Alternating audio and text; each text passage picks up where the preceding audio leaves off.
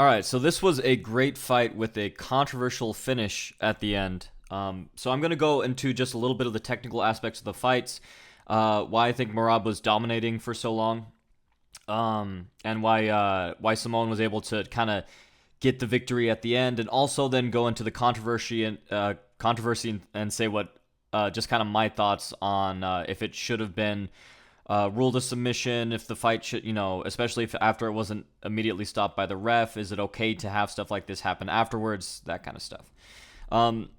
So basically, Merab was dominating throughout the entirety of the fight, and I've watched this fight a couple times, and the main thing I see being the problem for Simone is obviously the takedowns, but the reason behind that is just the difference in guards, and it's very fundamental. It's a very fundamental aspect of MMA, and why MMA was in so many ways such a problem for strikers in the beginning, because the thing that's the best defense for striking is obviously not the best defense for takedowns.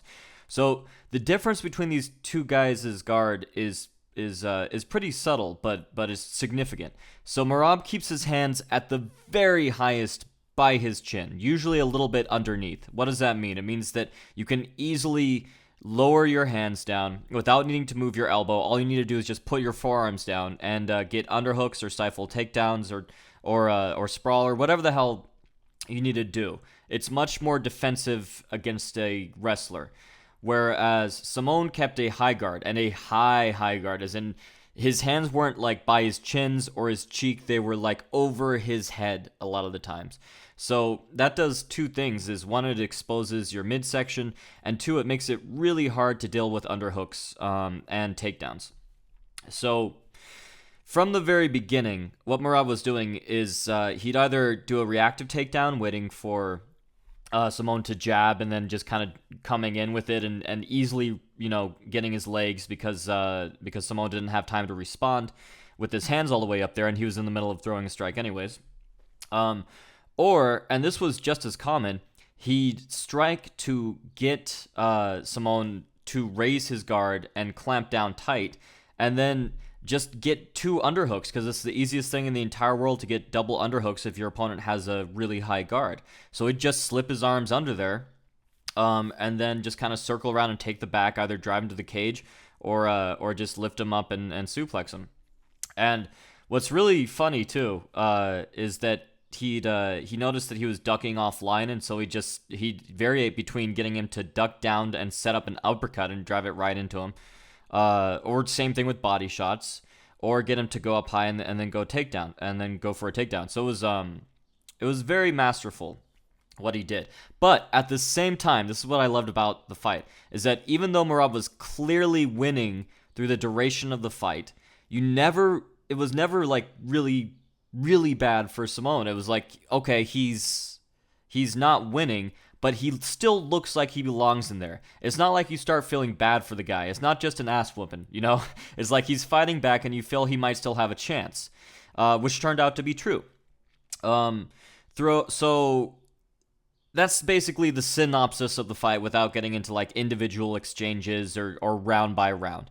But basically, that's what ended up happening, with both fighters having great head movement, both fighters being really good at striking, and then Merab being able to take Simone down, but Simone being really, really good at getting back up to his feet, and not letting it impact him too much, and insane cardio from Simone. And that I felt like Merab was kind of slowing down in the third round a little bit, but he still had a lot of energy. I mean, they'd been fighting for a while, and obviously it's pretty much the most tiring activity that you can do is being in a real legitimate fight.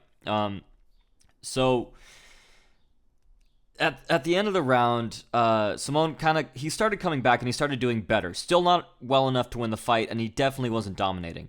So the end of the fight, when he mounted and then got guillotine, was like, whoa. If he pulls this off, I'm looking at him like, there's 20 seconds left. If he pulls this off, this would be insane. I don't know if that's the correct number or not. But yeah, like 10 or 20 seconds left. I'm like, if he pulls this off, this will be monumental.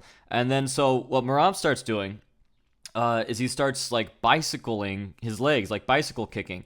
and not even so much to change his weight or like reposition himself. He just wants the ref to know he's not out. And that's important because I'm going to go back to that for a while. So he keeps moving to show that he's not been choked out until the bell, until it's like, okay, fight's over. And then he just kind of collapses on the ground. And I get that. I think he was semi out. I don't think he was entirely out throughout, maybe at times like losing consciousness a bit here or there. It was a really tight, deep choke and had to feel insanely uncomfortable, and good on him for kind of getting through it. So here's where the problem is for me.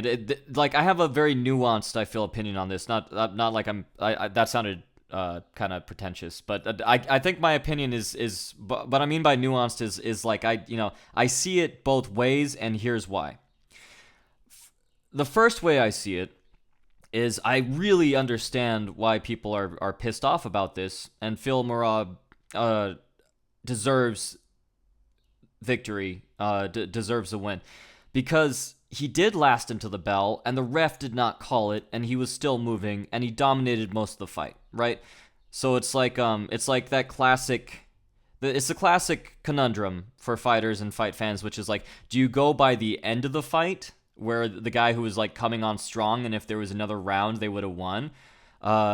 And there's arguments for or against that. It's like, well, yeah, but if the guy knew there was going to be another round, he might have spent his energy differently, wouldn't he have? He would have trained differently for it. But there is the aspect of it, like, yeah, sometimes a fighter comes on and it's nothing to do with energy expenditure, and he just rocks the guy, but he didn't have enough time. So I understand from that point of view. I guess thinking Simone kind of won, and then I understand from the other point of view, thinking that Merab dominated the majority of the fight. So for the majority of the time they're fighting, he was winning, so he deserves it. He outpointed him. He hurt him worse. He didn't hurt him really bad. He rocked him a couple times, and he definitely took him down a lot. So I understand both sides, but here's where I kind of feel. I feel that even though the fight wasn't called, it should have been, because it's not about if the guy is still conscious or not, and it never has been. If a guy is getting pummeled against the cage, just getting an ass whooping, just beat the hell up, then the fight stopped, even if he's not knocked unconscious. And the reason behind that is the rule is that your opponent needs to have intelligent defense. He needs to be able to intelligently defend himself. And in the same way that covering up against the cage and just locking in a tight guard while your opponent just wails on you is an intelligent defense, and it's okay to call a fight off if that's happening, especially if blows are getting through. Bicycle kicking the air to show you're still able to consciously move of your own will is not trying to better your position. It's not intelligent defense. He wasn't trying to slip his head through. He wasn't trying to pry the lock open. He wasn't trying to get a better position so there was less leverage. He was literally, you can't even, it didn't even look like any kind of shift of momentum. He was literally not moving his hips. He was just pedaling his legs to show he was awake, which is not intelligent defense. And obviously, I don't think he could have escaped, even if he was trying the correct things to escape, but still, it would have shown that he was still in the fight, which it didn't. So I think the fight should have been stopped. Now, because he wasn't intelligently defending himself, not because he was out, because he wasn't entirely out. That being said, man, the ref really, really kind of messed that up, and it is kind of bullshit that he lasted through it and endured it, and then still didn't get the win. I don't think it's going to be too bad for him, because people want to see Merab fight again. They want to see another fight with him. They want to see Simone fight again too. And I've watched these fights a couple times, by the way. I've listened to the commentators. If I've mispronounced any of the fighters, either of the fighters' names slightly off, I really did write it down, wrote it out phonetically beforehand. And from what I could tell, it's Merab and Simone. So I'm sorry if I got it slightly off. I do apologize. Yeah, I have an audio processing thing too, since I was a kid. So if I'm not familiar with names, I'm very liable to fuck them up. But I think I got it right this time. If I didn't, my apologies. So that's where I stand on this. I'd like to see a rematch of these two because that was a really fun fight. Obviously, a lot of people felt the same way. Obviously, I don't think that's going to happen right away again. That wouldn't make sense. But I do look forward to seeing both of these guys. This was my first time, I think, unless I don't remember. Maybe I've seen them fight and I don't remember before. But this is my first time seeing either of these guys compete, and it was massively entertaining. So, yeah, leave your favorite parts of the fight below. Leave what you thought of the decisions below. And I'll have some more fight breakdowns and some more technique breakdowns for you guys out later this week, and some more drills and demo videos, including a Wonderboy Thompson one with combinations and how he sets up those long-range kicks of his. So that's all I have to say for today. Hope you guys are having an awesome day, and happy training.